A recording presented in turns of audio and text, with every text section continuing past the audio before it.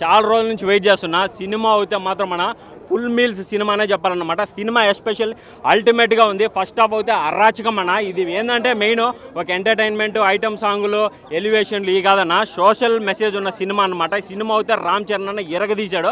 అసలుకి శంకర్ గారు సీన్స్ చూస్తూ ఉంటే ఒకే ఒక్కళ్ళు మనకి ఎలా గూస్ బంప్స్ వస్తాయి దానికి డబల్ వస్తాయి అన్న. అసలుకి ఎలక్షన్ కమిషనర్ పాత్ర, అసలుకి ఐఏఎస్ ఐపీఎస్ క్యారెక్టర్లు రామ్ చరణ్ అన్న చేస్తూ ఉంటే అసలుకి ట్విస్ట్ మీద ట్విస్ట్ ఒక ట్విస్ట్ నుంచి బయటకు వచ్చే లోపల ఇంకో ట్విస్ట్ కనబడుతుంది. నాకైతే అల్టిమేట్ అన్న. ఇంటర్వెల్ ముందు ఉంటుంది సీఎంగా అనౌన్స్మెంట్ చేస్తారు రామ్ చరణ్ని, అదైతే అసలు సినిమాకే హైలైట్ అన్న. నేను అక్కడే క్లైమాక్స్ అనుకున్నాను, దానికి మించిన క్లైమాక్స్ ఉందన్న. ఓవరాల్గా అయితే సినిమా చాలా బాగుందన్న. ఎస్పెషల్లీ సాంగ్స్ అన్న అసలుకి కొత్తగా చూసినట్టుందన్న. సాంగ్స్కే ఒక కొత్త రూపం తీసుకొచ్చాడు అనమాట శంకర్. అప్పట్లో జీన్స్ ప్రేమికుడు ఎలా తీసాడో దాన్ని మించినట్టు దోపు సాంగ్ కానీ జరగండి సాంగ్స్ కానీ వేరే ఓళ్ళకి వెళ్ళిపోతామన్న. ఇంకా 3D క్లాస్ చేసుకొని చూస్తే మాత్రం మెస్మరైజ్ అయిపోతామన్న. One and only Ram Charan అన్న. రామ్ చరణ్కి ఈక్వల్గా అసలుకి మనకి ఎస్జే సూర్య అసలుకి అతను డైలాగులు చెప్తా ఉంటే అసలుకి మెంటల్ వస్తూ ఉంది బ్రో. అసలుకి ఆయన యాక్షన్ కన్నా ఆయన వాయిస్కే ఇచ్చేయచ్చు బ్రో, అంత బాగుందన్నమాట. ఎస్జే సూర్య కానీ రామ్ చరణ్ గారు కాంబినేషన్ సీన్స్ అయితే అల్టిమేట్లీ గూస్ బంప్స్ అన్న. సీజ్ ద లారీ దీంట్లో వచ్చేసి సీజ్ ద ఇది షిప్ అంటాడు, ప్లస్ ఇంకోటి సీజ్ ద కంటైనర్ అంటాడు అనమాట. ఆ డైలాగ్ పవన్ కళ్యాణ్ గారు గుర్తొచ్చారనమాట. కొన్ని సీన్స్ పవన్ కళ్యాణ్ గారిని కానీ ప్రిఫరెన్స్ తీసుకొని తీశారన్న. సినిమా అయితే చాలా బాగుందన్న. ఫుల్ ఏపీ పాలిటిక్స్ ఉందన్న. ఒక ఎలక్షన్ కమిషనర్గా ఒక ఐఏఎస్ ఐపీఎస్ ఏం చేయొచ్చు, సీఎంకి లేని పవర్లు కానీ ఐఏఎస్ ఐపీఎస్లకు ఉంటాయి. అదైతే క్లియర్ కట్గా చూపించాడన్న. శంకర్ తన మార్కును నిరూపించుకున్నాడన్న. ఒకే ఒక్కడి తర్వాత ఇటువంటి సినిమా వచ్చిందంటే చాలా గ్రేట్ అన్న. క్వాలిటీ పరంగా చాలా రిచ్గా తీశారు, అది బాగా వర్కౌట్ అయింది. 2-3 ఏదో ల్యాక్ సీన్స్ పట్టుకుని కొంత నెగిటివ్ ప్రచారం చేస్తున్నారు తప్ప సినిమా అయితే చాలా బాగుంది. పుష్ప 2 రికార్డులను కూడా బద్దలు కొట్టబోతుంది సినిమా. బద్దలు కొట్టాలని కోరుకుంటున్నా. మెగా ఫ్యాన్స్కి సంక్రాంతి 10వ తారీఖు నుంచి మొదలైపోయింది, ఈ రోజు నుంచి. నాకు తెలిసి రామ్ చరణ్ గారు సెకండ్ హాఫ్లో చేసిన పెర్ఫార్మెన్స్కి ఒక నత్తి క్యారెక్టర్ చేశారు. ఆయనకి ఆస్కార్ వచ్చింది సినిమాతో. ఆస్కార్ కాదు, నేషనల్ అవార్డు అని ఖచ్చితంగా వచ్చింది. సూపర్ హిట్ కొట్టాడు. ప్రతి ఐఏఎస్ ఆఫీసర్ ఎలా ఉండాలో చూపించాడు. ప్రతి ప్రభుత్వ ఉద్యోగి నిజాయితీగా ఉంటే దేశానికి ఎలా చెందుతుందో, దేశవ్యాప్తంగా ఎలా మంచి జరుగుతుందో చూపించాడు. సూపర్ హిట్ సినిమా, super hit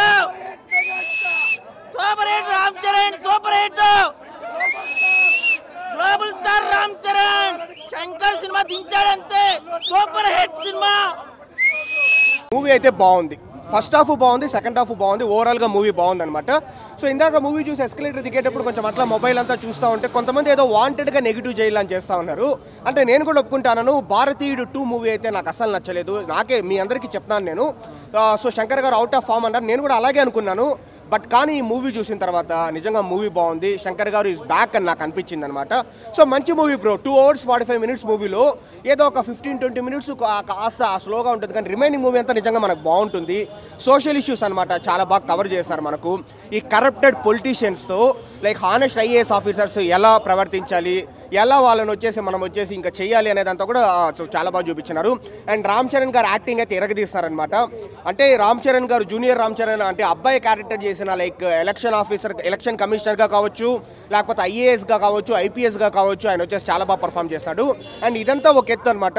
and father Ram చరణ్గా చేసిన క్యారెక్టర్ అప్పన్న క్యారెక్టర్ అయితే ఆయన యాక్టింగ్ ఇరగదీస్తాడు. ముఖ్యంగా స్టామరింగ్, ఈ నత్తి ప్రాబ్లం వల్ల సో ఆ యాక్టింగ్ అయితే ఆ నత్తిని ఎగ్జిక్యూట్ చేయడం కావచ్చు, సో అదైతే నిజంగా బాగా చేస్తారు. రామ్ చరణ్ గారు ఎస్జే సూర్య గారు ఇద్దరు యాక్టింగ్ ఇరగదీస్తారు. అంటే more than game changer. It's like అంటే ఈ మూవీ ఎలా ఉంటుందంటే Ram Charan versus SJ Surya face of లాగా ఉంటుంది. సో ఇద్దరు ఎక్సలెంట్ పర్ఫార్మెన్స్ ఇచ్చినారనమాట. అండ్ మనకు ఇంట్రడక్షన్స్లో రామ్ చరణ్ గారు చాలా ఫేమస్. మనం చిరుత నుంచి మనం చూస్తాం ఆయన డెబ్యూ దగ్గర నుంచి. RRR అయితే నెక్స్ట్ లెవెల్. ఈ మూవీలో కూడా ఇంట్రడక్షన్ చాలా బాగుంది. అండ్ ఇంటర్వెల్ ముందు ఒక అన్ఎక్స్పెక్టెడ్ ట్విస్ట్ ఉంటుందన్నమాట, ఒక రైజప్ ఉంటుంది. ఆ ఇంటర్వెల్ ముందు రైజప్ కావచ్చు. ఓవరాల్గా మూవీ అంతా బాగానే ఉంది. ప్రతి చెప్తున్నాను కదా, ఎవరైనా నెగిటివ్గా చెప్పినా ఏమైనా కామెంట్స్ పెట్టినా నమ్మద్దండి. ఎందుకంటే నేను మూవీ ఇప్పుడు చూసేసి వచ్చినా, నేను ఫ్రెష్ మైండ్తో పోయి అంత ఎక్స్పెక్టేషన్స్ లేకుండా నార్మల్గా పోయి చూస్తే సో హ్యాపీగా మనకు బాగా నచ్చుతుంది అనమాట మూవీ. అరే మంచి మూవీ చూస్తాం కదా అని మనకు ఫీల్ వస్తుంది. ఎందుకంటే కమర్షియల్గా లైక్ మనకు మంచి మూవీ అనమాట.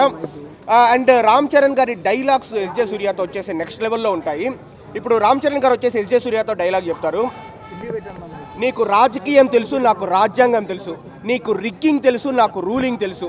నీకు వచ్చేసి జీవోలు అమలు చేయడం మాత్రమే తెలుసు, నాకు జీవోలు క్రియేట్ చేయడం తెలుసు. నువ్వు నేను ఒకటేంట్రా, నువ్వు మహా అంటే 5 ఏళ్ళే మినిస్టర్వి, కానీ నేను బతికున్నంత వరకు, నేను చచ్చిపోయేంత వరకు నేను వచ్చేసి ఐఏఎస్ని.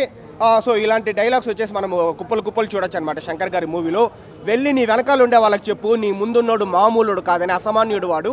సో ఇలాంటి డైలాగ్స్ కావచ్చు, రామ్ చరణ్ గారి దగ్గర నుంచి మంచి యాక్టింగ్ కావచ్చు, ముఖ్యంగా ఫాదర్ రామ్ చరణ్ చేసిన క్యారెక్టర్ అప్పన్న క్యారెక్టరైజేషన్లో ఉండే షేడ్స్ కావచ్చు, అంజలి గారి పర్ఫార్మెన్స్ కావచ్చు, కేఆర్ అద్వానీతో వచ్చే సీన్స్ కావచ్చు, ఓవరాల్గా బాగుంది బ్రో. ఒక 2 hours 45 minutes మనకు 2.5 hours మనకు చాలా బాగా నచ్చుతుంది. సంక్రాంతికి అయితే డెఫినెట్లీ ఫస్ట్ హిట్